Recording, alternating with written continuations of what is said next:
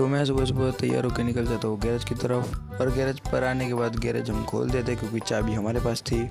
आते ही हमारा दोस्त उसकी गाड़ी खोल देता है क्योंकि और कोई काम था नहीं।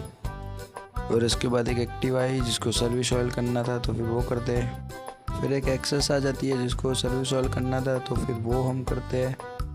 फिर चाय बाय मंगाते हैं तो हम चाय बाय पीते हैं।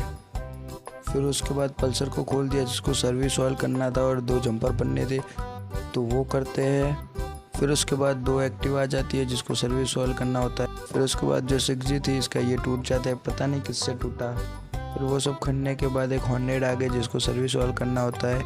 और फिर उसके बाद 6G का राउंड मारा और देखो कितनी भाग रही है। असल में मैं 20 की भी स्पीड में नहीं था। फिर सामान लेने आता हूँ मैं। फिर उसके बाद एक स्प्लेंडर आता है जिसका कार्बोरेटर साफ करना था, फिर वो कर देते। फिर चाय बाय पीने के बाद शाम को हम चले जाते हैं घर। Bye bye.